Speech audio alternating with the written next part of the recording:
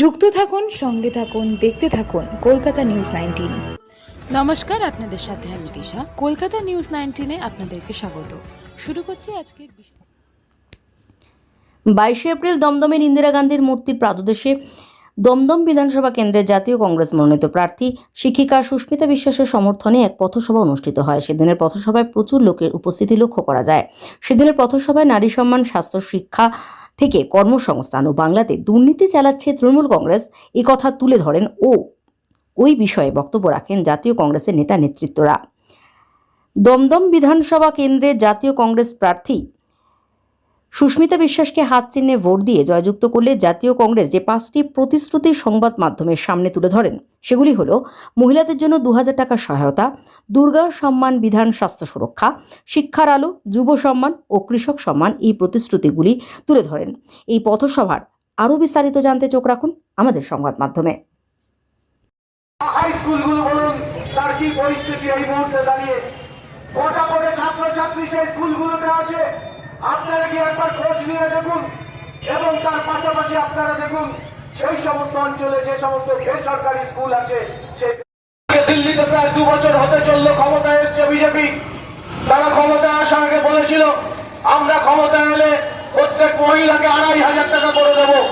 আজকে প্রায় 2 বছর হতে চললো, কোন মহিলার অ্যাকাউন্টে আজ পর্যন্ত 1 টাকা ঢোকেনি। আজকে মিথ্যা প্রতিশ্রুতির উপর দাঁড়িয়ে দিল্লিতে মস্ততে বসেছেন। 2 বছর হতে চললো, আপনাদের প্রতিশ্রুতি পূরণের কোনো প্রত্যাশা নেই। তাহলে কোন ভাষায় আমরা বলবো যে আপনারা এসে দাঁড়িয়ে বলবেন 3000 টাকা দেবো আর আমাদের এখানকার মা বোনেরা আপনাদের ভোট দিতে চলে যাবে? আপনাদের আমি স্মরণ করবো, এখানে নাথু আইচ আছে, এখানে গোবিন্দ শাহ আছে, পুরনো লোকরা। আমি একটা আওয়াজ শোনাবো, যে আওয়াজটা শুনলে বুঝবেন দমদম কি কর্মচঞ্চল ছিল, এবং আপনাদেরকে আমি পূর্ণাঙ্গ বক্তব্য রাখবো।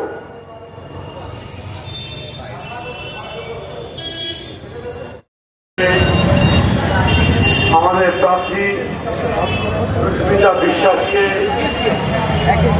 আপনারা সকলেই চেনেন। সুস্মিতা বিশ্বাস একজন কর্মঠ, সুস্মিতা বিশ্বাস বিভিন্ন সমাজসেবামূলক কাজে আমরা আপনাদের বলতে চাই, আমরা দমদমের এই ইন্দিরা মূর্তির সামনে জাতীয় কংগ্রেসের পক্ষ থেকে বারবার অনেক বক্তব্য আমরা রাখি। আজকে একটু অন্য কথা বলবো। আমরা এই অঞ্চলের মানুষ উদ্বাস্তু, ওই দেশ থেকে এই দেশে আমরা যখন এসছি সেই সময় আমাদের প্রধান ছিল খাদ্য, বস্ত্র, বাসস্থান। এই লড়াইতে দমদমটা, রাস্তাটা, দমদম রোডটা আপনার সার্কাস মনে হবে। কেন বলুন সার্কাস মনে হবে? চারিদিকে মেলা হোর্ডিং, এখন তো ইলেকশন আপনি পাবেন,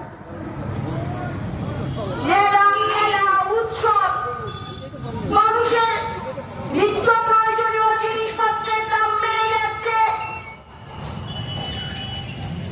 মানুষ বিভিন্ন সমস্যার সম্মুখীন হচ্ছে।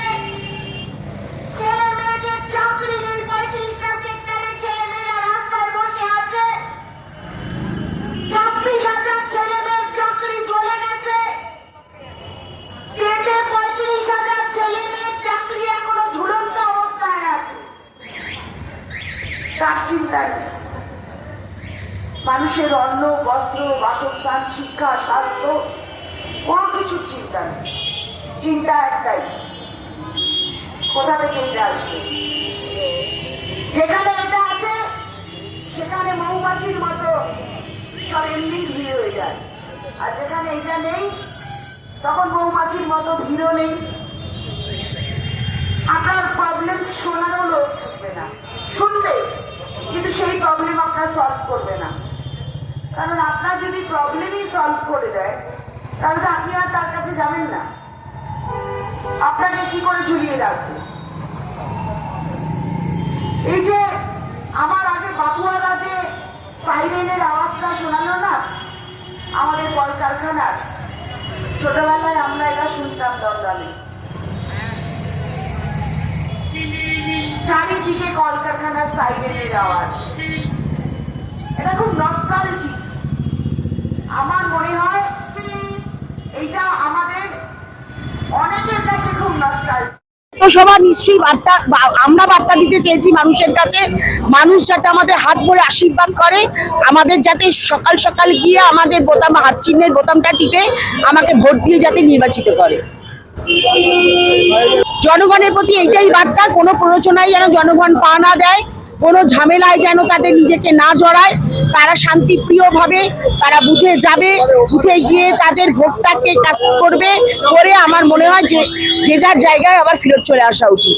কোনো বুথ জ্যাম না, বুথের সামনে ভিড় না, কোনো রকম কারোর সাথে কোনো বচসা না, কোনো প্ররোচনায় পাওয়া দেওয়া চলবে না। সাধারণ জনগণেরকে এটাই আমার বার্তা।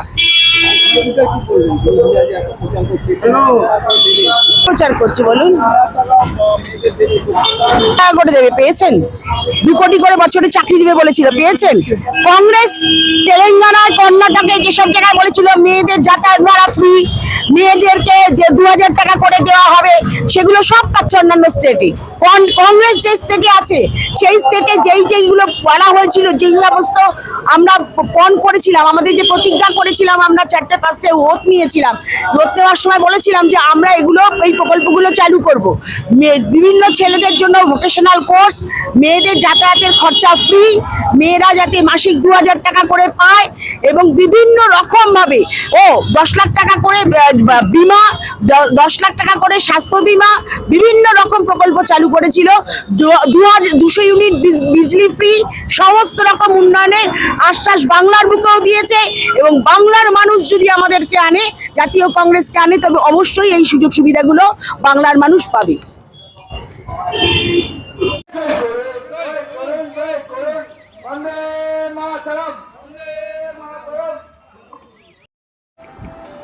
আমাদের চ্যানেলটিকে সাবস্ক্রাইব করুন ও প্রচুর পরিমাণে লাইক ও শেয়ার করুন।